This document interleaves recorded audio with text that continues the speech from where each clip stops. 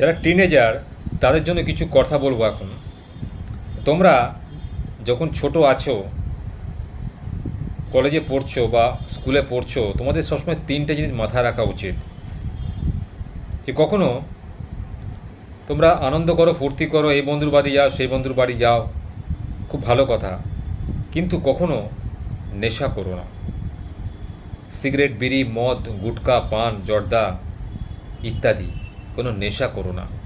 কারণ নেশা করলে জীবনটাই কিন্তু স্পয়েল হয়ে যাবে। তোমার জীবনের লক্ষ্য ভ্রষ্ট হবে, কাজে মন আসবে না, বুদ্ধি ভ্রষ্ট হবে, শরীর খারাপ হবে। ছোটোবেলা থেকেই কিন্তু শরীর এবং মন গঠনের একটা উপযুক্ত সময়। কি পুরুষ কি নারী, কি ছেলে কি মেয়ে, উভয়কেই কথাটা বলছি।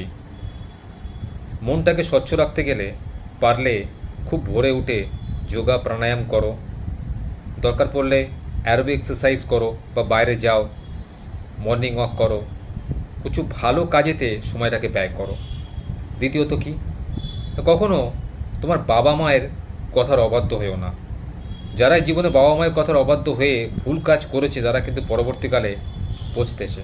অর্থাৎ তাদের নিজেদের পরিতাপ করার কোনো জায়গা নেই।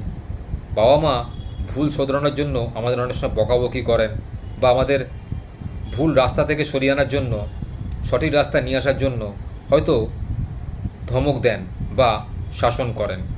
সেটাকে যদি আমরা খারাপ সেন্সে নিয়ে আমরা অনেক সময় আত্মহত্যার পথ বেছে নিই বা বাড়ি ছেড়ে চলে যাই, বাবা মার প্রতি একটা বিরূপ মনোভাব পোষণ করি যে কেন বাবা মা বলবে ইত্যাদি। এটা করলে কিন্তু কী হবে, তুমি যে বাবা মাকে অসম্মান অপমান করছো তাই নয়, নিজের ভবিষ্যৎটাকে কিন্তু সুরক্ষিত করছো না।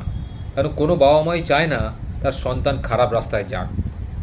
তারা যখন বুঝতে পেরে তোমাকে প্রতিহত করার চেষ্টা করছে, বুঝে নাও এটা ওপরওয়ালার বা ভগবানের ইঙ্গিত। তিনি তোমাকে তোমার যোগ্য পথে বা তোমার সঠিক পথে চলার জন্য অনুপ্রেরণা দিচ্ছেন, সেটাকে গ্রহণ করার চেষ্টা করো। তৃতীয়ত, কাউকে কোনোদিন প্রতারণা করো না। তোমার সহপাঠী, বন্ধু বান্ধব বা আত্মীয় স্বজন অর্থ দিয়ে বা মুখের খারাপ কথা দিয়ে বা তুমি যাকে যে জিনিসটা দেবে বলেছে সেটা না দিতে পারার জন্য কোনোদিন প্রতারণা করো না। অর্থ নিয়েই হোক, কথা নিয়েই হোক, কোনোদিন কারোর মন নিয়ে কোনোদিন খেলা করো না। দেখবে যদি কোনোদিন খেলা করো, তাহলে কিন্তু দেখবে সেই খেলা তোমার জীবনে কিন্তু একটা অভিশাপ হয়ে আসবে। তুমি কিছু করতে পারবে না, সেই অভিশাপের প্রতিশোধ কিন্তু ভগবান তোমার কাছ থেকে নেবে। সে তোমার কাছ থেকে হয়তো নেবে না, কিন্তু ভগবান তোমার কাছ থেকে ঠিক উসুল করে নেবে। কারণ প্রতিটা মিনিট ক্ষণের হিসাব কিন্তু ভগবানের কাছে থাকে, কে কী করছে না করছে ইত্যাদি।